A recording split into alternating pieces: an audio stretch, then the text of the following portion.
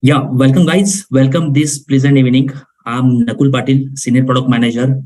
We at Emcure, Inventia Division, OroferFCM is our core brand and epitome of quality and success.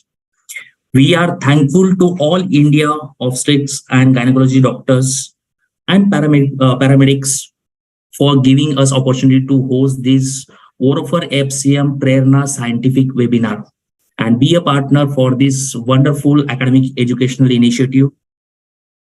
Now, may I take this opportunity to introduce today's speaker, Dr. Nishikant Madkholkar.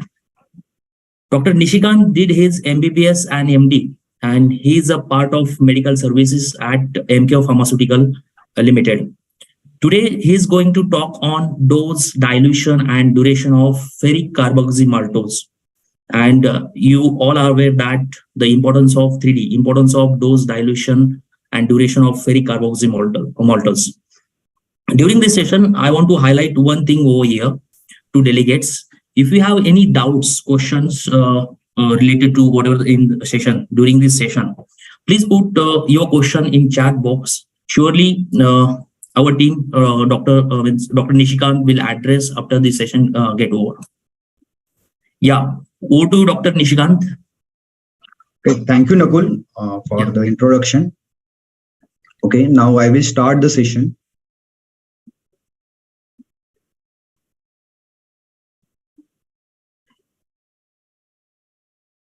Okay. So first of all, welcome all of you to this session.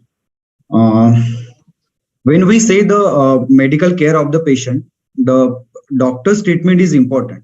But whenever we say the patient care is important, it's not only about treating the patient, but caring of the patient is also important. So for that, there is this nursing team. So to nurse, to nurse means to take care of a sick patient. So whenever there is we say the total treatment of any medical condition, not only the treatment is important, but patient care is also important.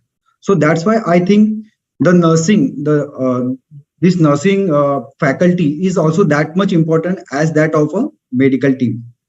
Okay, so when we talk about problems related to women, the anemia is a most important, and I think it's one of the leading cause of morbidity and also mortality worldwide also and in India also.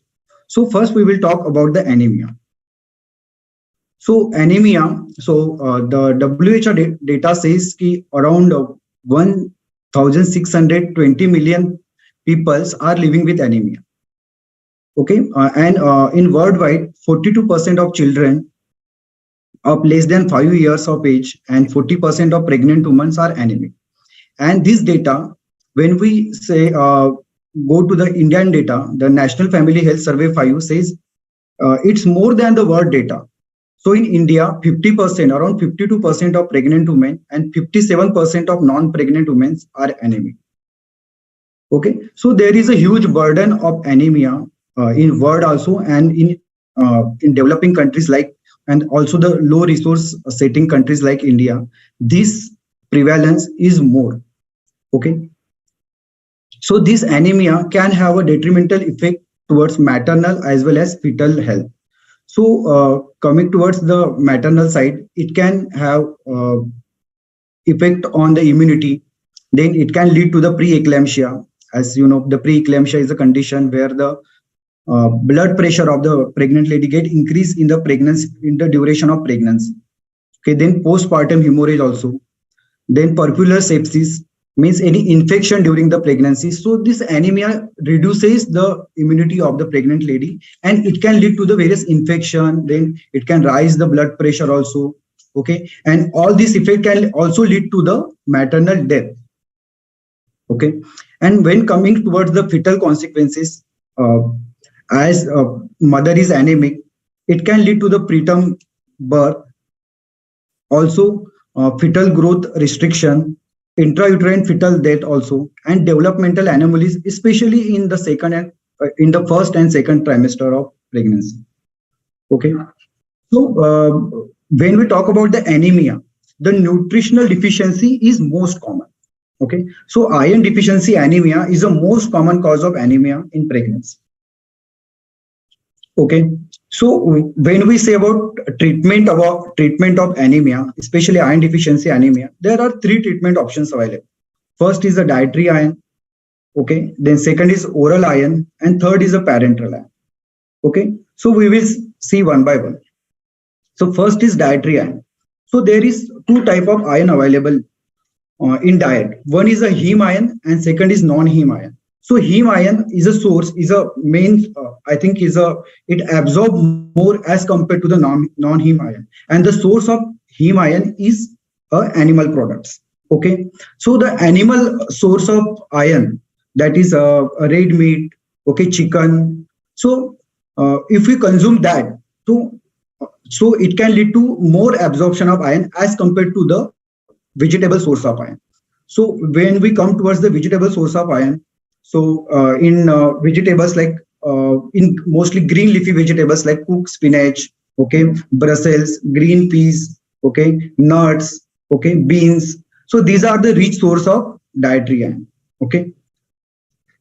So whenever patient comes towards come in the OPD or in the hospitalization, so you can say to the patient like you have to consume these type of dietary products when you are anemic. Okay, it will really help. So this is the source of dietary iron. Now coming toward the second option, the oral iron therapy. So oral iron therapy is reserved for the mild cases of anemia. So first I will say what is the mild, what is moderate, and what is severe. So the normal hemoglobin of any normal woman is around 12 to 14. Okay, it's a normal. It's defined by WHO, and the mild anemia is 9 to 12. Is a mild anemia, and 7 to 9. Okay, the scale vary from WHO to India also, but WHO says less than 9. 9 to 12 is a mild anemia, and 7 to 10 is a moderate anemia, and less than 7 is a severe anemia. Okay, so this oral iron therapy is reserved for the mild cases. Okay, so in oral iron, various iron supplementations are there like ferrous ascorbate, ferrous fumarate, ferrous sulfate. Okay, and also the trivalent iron like iron polymaltose complex, iron ammonium citrate. Okay, but the limitation of this oral iron is that the only 1 to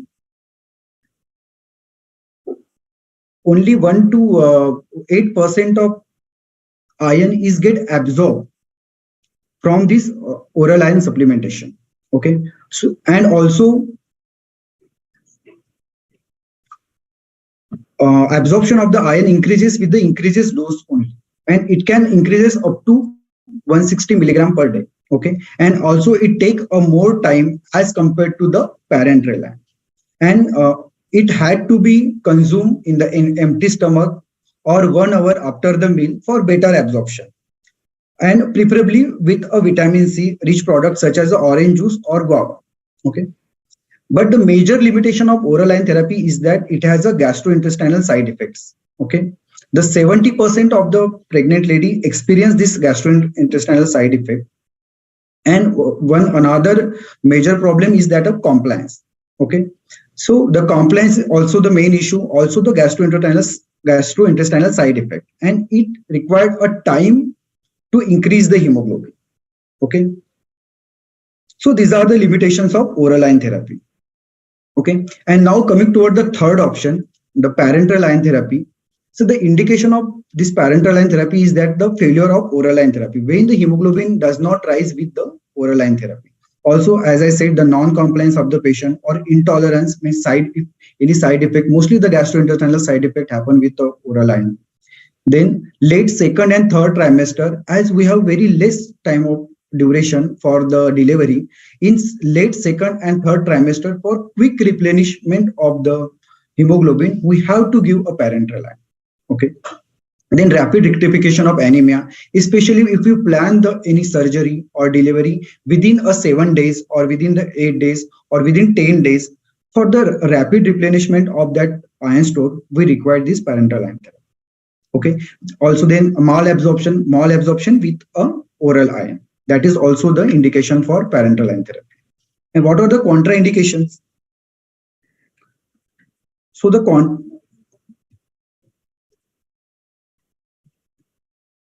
contraindications are gestational age less than 12 weeks, means first trimester. So in first trimester, we generally prefer oral iron therapy. Also, lack of facilities for resuscitation means parenteral iron therapy. It has to be given in presence where the emergency facilities should be available. Okay, that means if any hypersensitivity reaction occur with a patient with a parenteral iron, we have to be ready a emergency kit. What is in emergency kit? The steroid, hydrocortisone, dexamethasone. This has to be there. Okay, then adrenaline. So these facilities has to be oxygen therapy. This has to be there whenever we are giving the parenteral iron therapy. Also, if there is a known history of anaphylaxis or reaction to the parenteral iron, we cannot give the parenteral iron therapy. And known state of iron overload means there is already a iron load in the patient. Example, in thalassemia and in sickle cell anemia.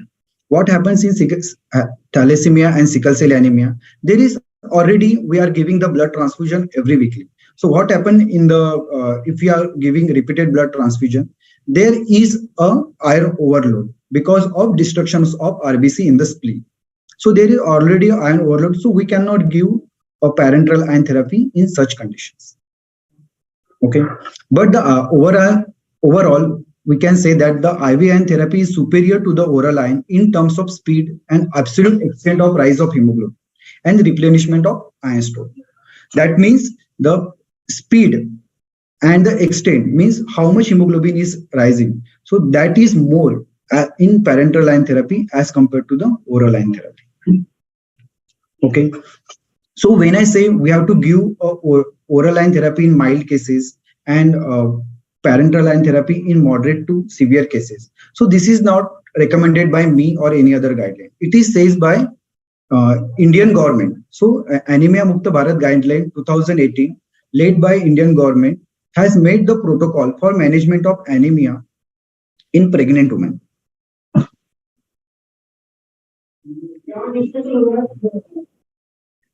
Okay.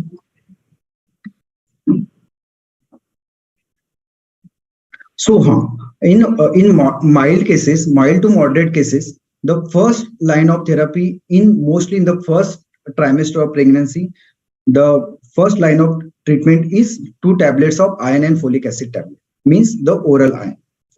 Okay, and if patient is not tolerating that oral iron, we can give a parenteral iron in terms of iron sucrose or ferric carboxymaltose. Okay, so we have the brand for FCM is we have OroferFCM also. So that is it is not said by Emcure or any other guideline. It is said by Anemia Mukta Bharat guidelines of Government of India. Okay. And in severe anemia, the first line of treatment is itself, as I highlighted in the PPT, the IV iron sucrose or ferric carboxymaltose. Okay, so this is the guideline by Government of India. Okay, so when we say talking about the ferric carboxymaltose, it was not the first molecule that was developed. So firstly, in 1930, ferrous hydroxide ions that was developed, but it has a lot of side effect. Then comes iron sucrose in 1947. Then high molecular weight iron dextran. So dextran was a molecule was developed at that time, but it has a lot of hypersensitivity reactions. Okay. Then comes a low molecular weight iron dextran. Then comes dexferran. Then comes ferric gluconate. Then comes iron sucrose. So as compared to the iron dextran, the hypersensitivity reactions or the side effect was less as compared to iron dextran. So we can say the iron dextran was the first generation parenteral iron, then iron sucrose was the second generation. So obviously as iron sucrose was the second generation, it will have a less side effect, but it required a repeated infusion. Okay.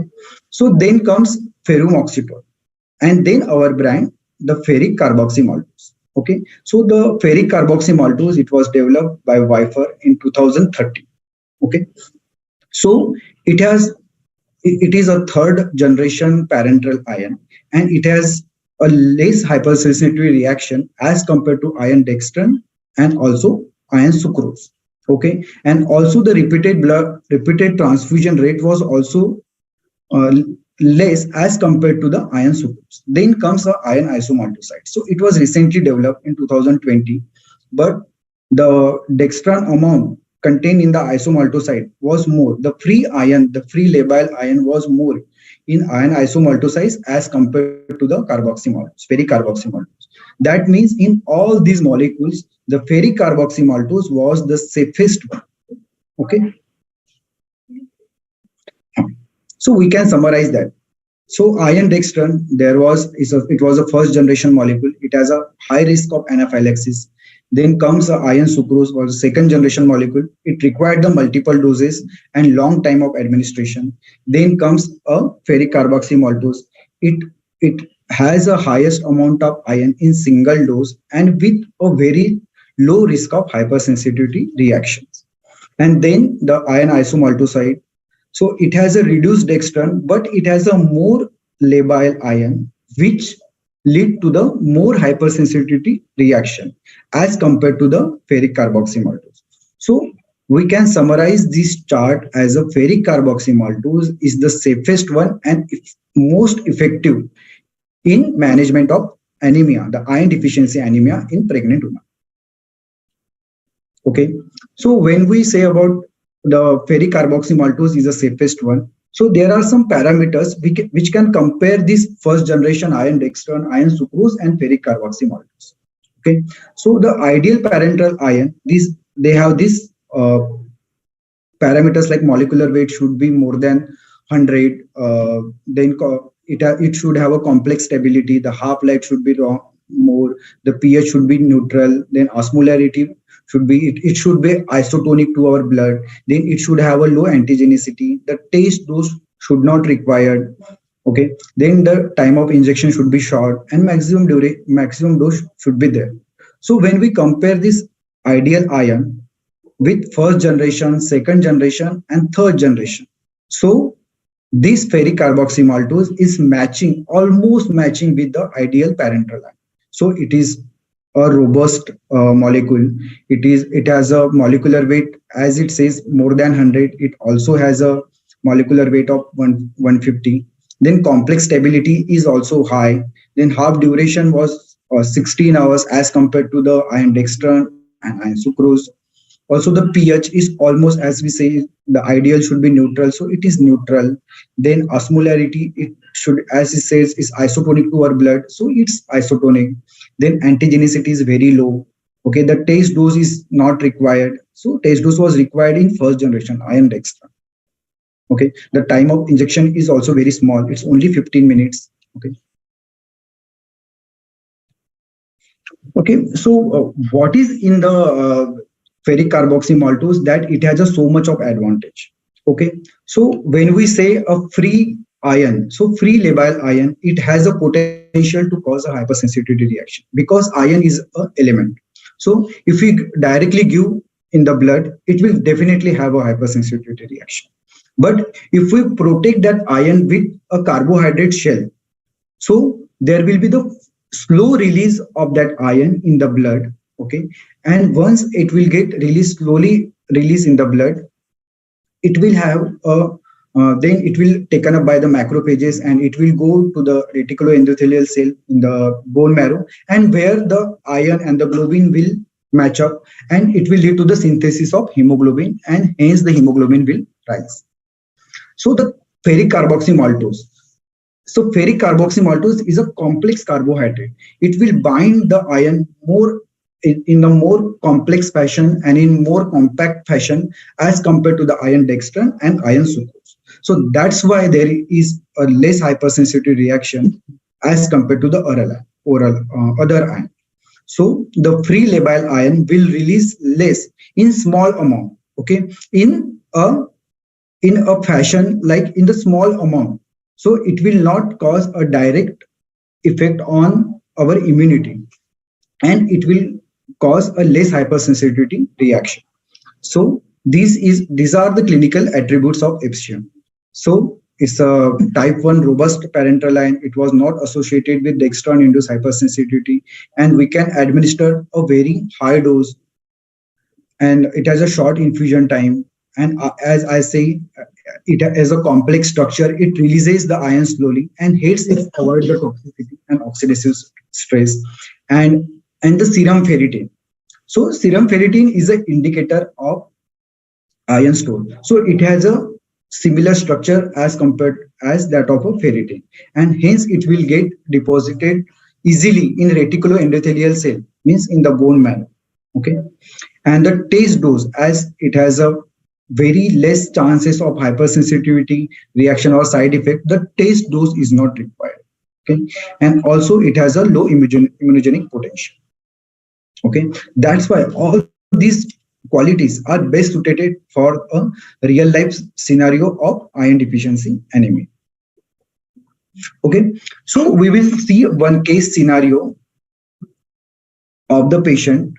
So the one pregnant lady, for example, one pregnant lady walk in the hospital clinic with a report. The report says the hemoglobin is say 8 gram per deciliter and serum ferritin is 20, means is less than 30. Okay, and 8 means is a case of moderate anemia. Okay, moderate anemia with ferritin level less than 30 is 22. That means patient is definitely having a iron deficiency anemia.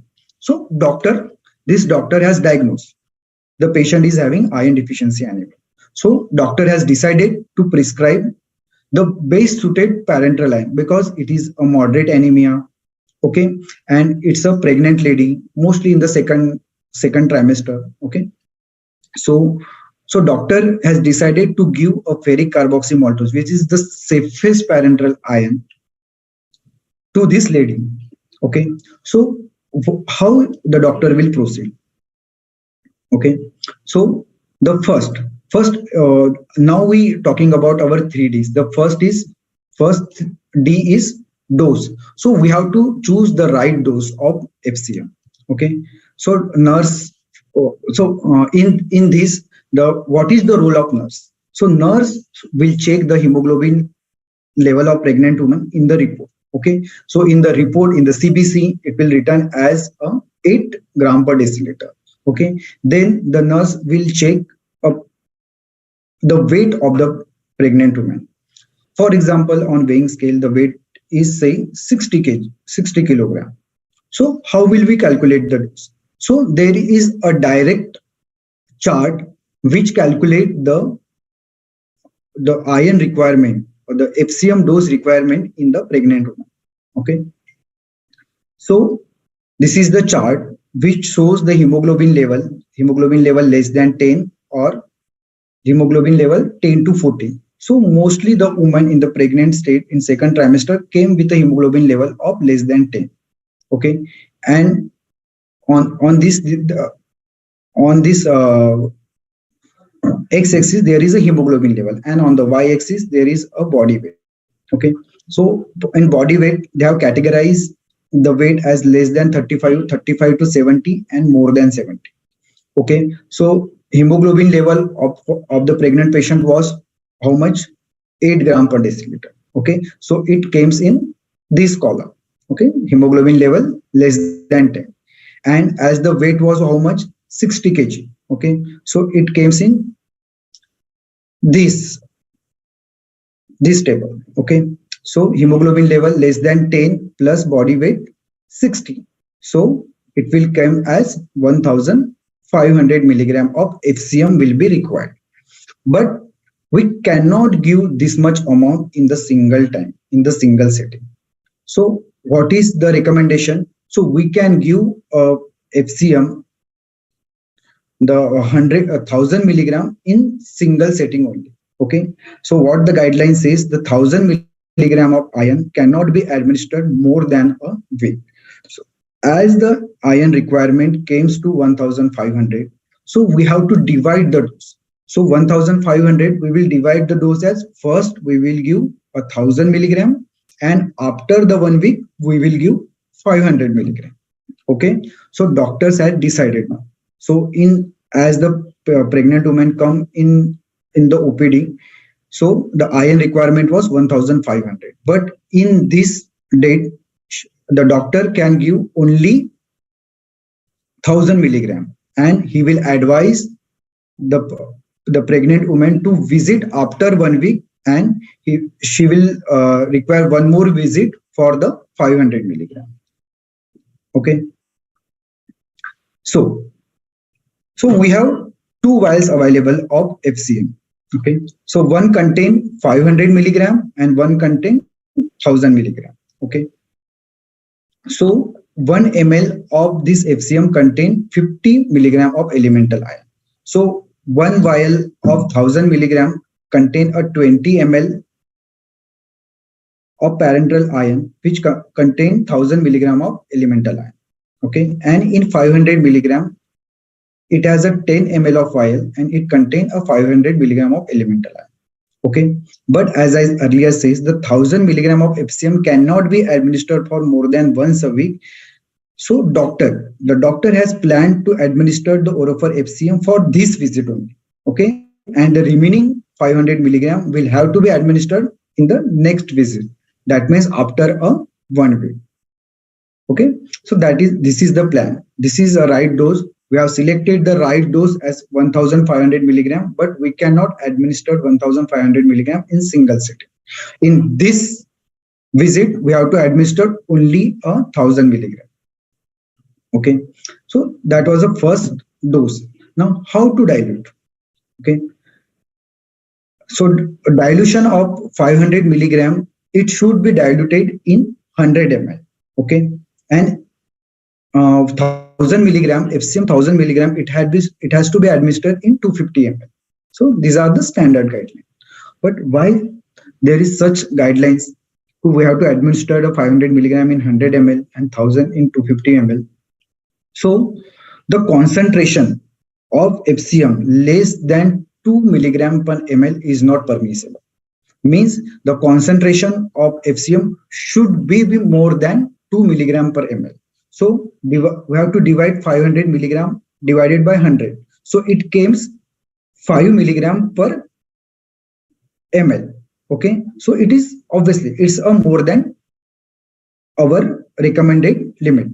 Okay, and in 1000 milligram in 250 ml means we have to divide 1000 divided by 250, means it comes 4 milligram per ml. The concentration of this FCM should be more than 2 milligram per ml.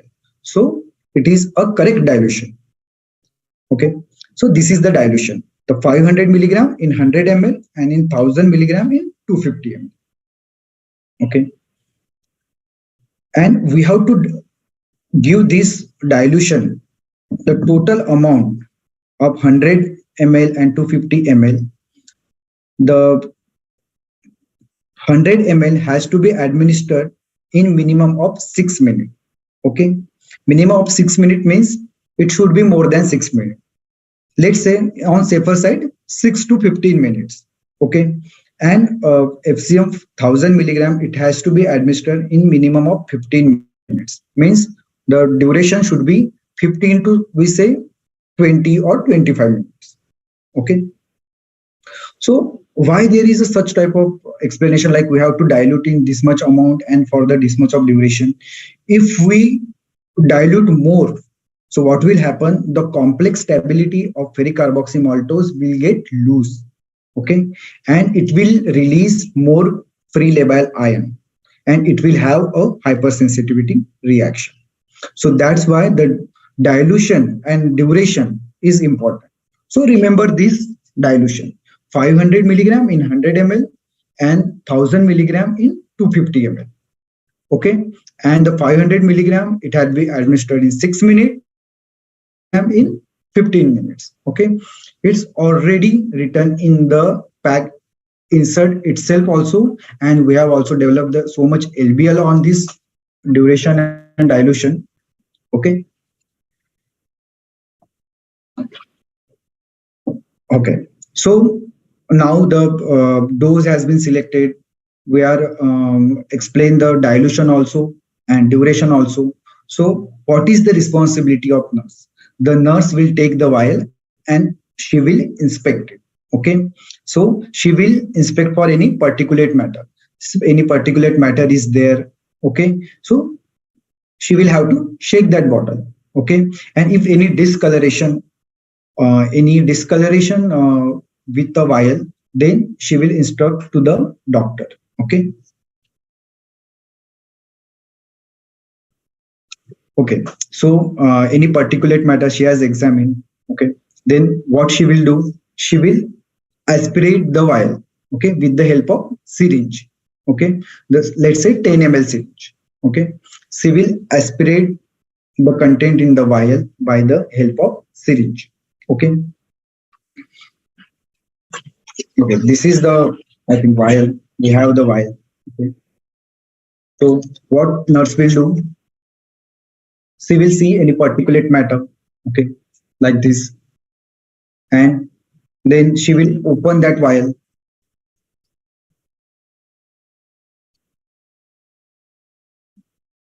Okay, she will open the vial. Then, with the help of 2 ml of syringe, she will aspirate. Okay, and she will now infuse that. Let's say is a 1K 1000 milligram of iron. Then she will inject that FCM in 250 ml of normal saline. Okay. So the color of the fluid in infusion bottle, as it is NS, it is first colorless, and after the addition of FCM, it turned to the dark brown. Okay, as the color of this FCM is dark brown. Okay, then what she will do? She will connect the infusion set, that this infusion set, to the bottle and to the patient. Okay, and as I earlier says, in this setting we are giving OroferFCM 1K 1000 milligram, and it has to be given for minimum of how much duration? 15 minutes. Okay, and she will ensure that it should be administered with the minimum duration of 15 minutes. Let's say 15 to 20 minutes. Okay, then what is the responsibility of nurse? Then she will counsel the patient to have, if the patient will develop any side effect, the hypersensitivity reaction like sweating, uneasiness, palpitation, rashes, then she will inform the doctor. Okay, if this type of reaction occur, then she will inform the doctor, and doctor will take the decision. Okay, whether to stop or whether to wait for next infusion. Okay, then she will closely observe the patient for any side effects for minimum of 30 minutes.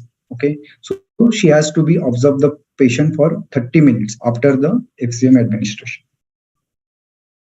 Okay, and the last, as in this setting, after this observation period, if the patient is all right, then as the total iron requirement was 1500, she will instruct the patient to came back to the hospital for remaining 500 milligram of dose after 1 minute. Okay, so this is the complete 1 case scenario where I explained how the dose is calculated, how was the duration, and for how is the dilution also. Okay, so you have to remember this. Okay. Now Doctor, we will play the video. Nakul here. Yeah. That's a good thing about the dose dilution and duration. Do you have any video means we can run? Yeah. So, Mr. Nirav will play the video. Okay, we have the video. Right. Mr. Nirav. Welcome. This video demonstrates the appropriate method for infusion of ferric carboxymaltose in management of iron deficiency anemia. This is a real-life scenario in daily clinical practice where a pregnant woman with gestational age of 24 weeks has presented with hemoglobin 8 grams per deciliter and serum ferritin 22 micrograms per liter. She has moderate iron deficiency anemia. She can be optimally treated with OroferFCM. The total dose of FCM can be calculated based upon patient's weight and hemoglobin level. This patient's hemoglobin is 8 and weight is 60 kg. So the total dose of FCM required is 1500 milligrams. Before starting the infusion, ask the patient to lie down and explain the infusion procedure in detail. OroferFCM contains ferric carboxymaltose for intravenous administration. 1 milliliter contains 50 milligrams elemental iron. OroferFCM 1K containing 1000 milligrams of iron can be administered in a single sitting by a well-trained staff. To prepare the infusion solution, withdraw all the FCM from the OroferFCM 1K vial with a syringe. Then, dilute the FCM in 0.9% normal saline. Dilute 1000 milligrams FCM in 250 ml and 500 milligrams FCM in 100 ml of normal saline. After dilution, administer the 1000 milligrams FCM solution over 15 minutes. Observe the patient for any symptoms like sweating, uneasiness, palpitations, or rashes during infusion. Observe the patient for at least 30 minutes following FCM administration. Emergency cart should be kept ready for managing any adverse effects. Ask the patient to come back after 1 to 2 weeks if she needs more FCM to meet the iron requirement. With OroferFCM 1K, you can achieve anemia correction with convenience and safety. Okay, thank you, Nirav, for sharing the video. Okay, and so as the video itself says, we are correcting the anemia with convenience and safety. Okay, so there are a right dose also. So as in total pregnancy, as we say, the total iron requirement during the pregnancy is 1000 milligram. So we are directly giving 1000 milligram in single setting. Okay.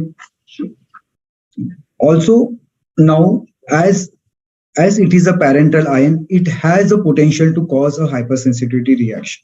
Okay, so that authenticity should be most important thing.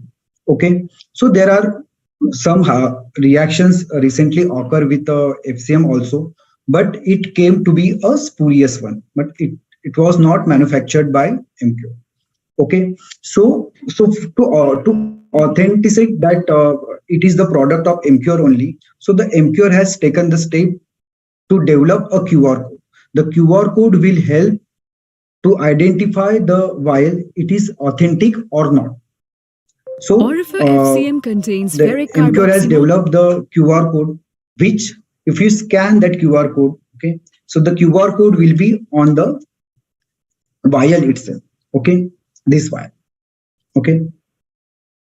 So vial will be have a QR code. So if you scan from the Google Lens, so it will directly go towards a Emcure site and it will have some code which will say the product is authentic.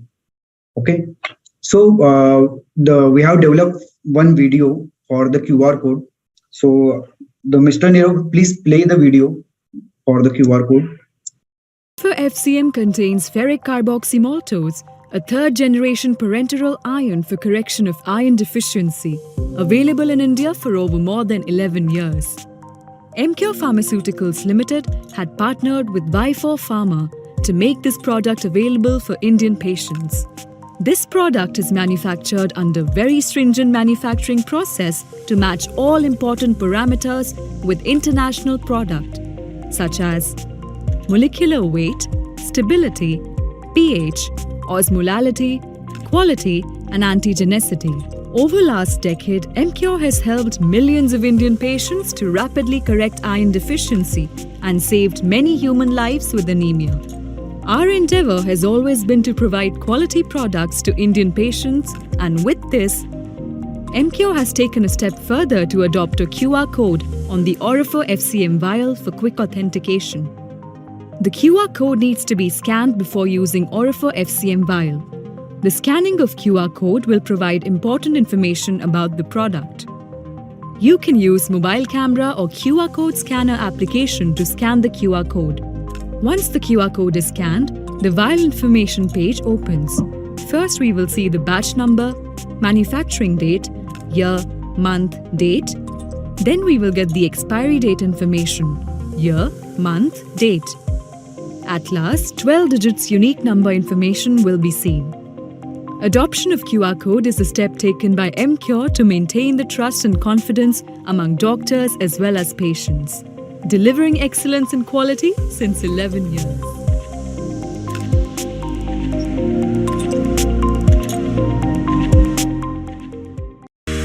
Welcome. This video. Okay, thank you, Nirav, for sharing the video. As we say, the patient safety is most important.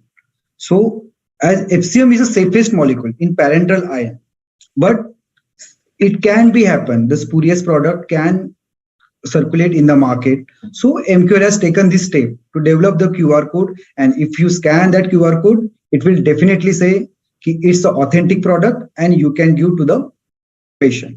Okay, so I now conclude the session. Okay.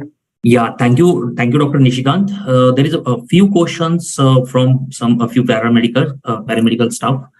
There is one question: any side effect if you infuse for longer duration of time? Okay, yeah. So yes, that if you infuse for the longer duration of time, there will be the more dilution in the blood as compared to the normal one. That means if the minimum duration is say 15 minutes, if we are giving for the more duration like 30 minutes or more than for 1 hour, it will dilute. It will go in the blood in longer time. So it will dilute more in the blood, and it will release the more free labile ion. So that the time duration is also important. Okay. There is another question, Dr. Nishikant. Yeah. Any storage condition required for FCM? No storage condition required. Yeah. Right, doctor. So the vial has a total duration of 2 years. Okay. So for 2 years, but it is not like it should be stored in the refrigerator. In normal temperature also, it can be stored for 2 years. Normal room temperature. Okay. Any more questions? Yeah. Thank you, Dr. Nishikant. Nirav, one request to you. Can you flash this QR video? Because now many delegates, they didn't see the video, QR code wala video. Mr. Nirav? I think it is coming as black actually. Yeah, Mr. Nirav, can you hear me? Dr. Nishikant. Okay, I can share the PPT also. No problem. I think it should be led. No, we are talking about the video. Mr. Nirav. Mr. Nirav, can you share? Mr. Nirav. Mr. Nirav, are you there? Should go through field link.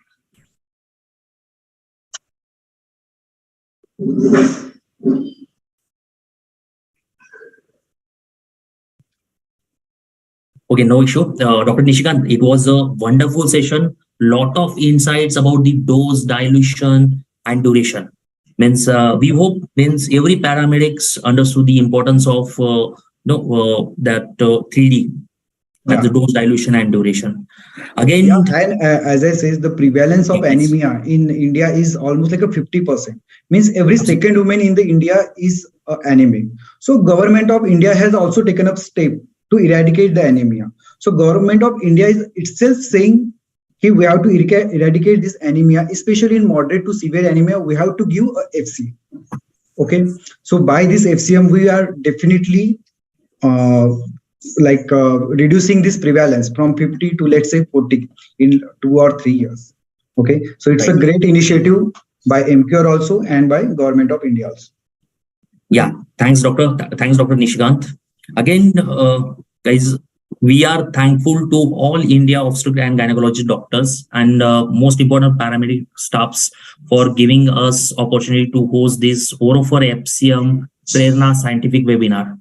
And we will be really happy with the partner for the wonderful academic educational initiative.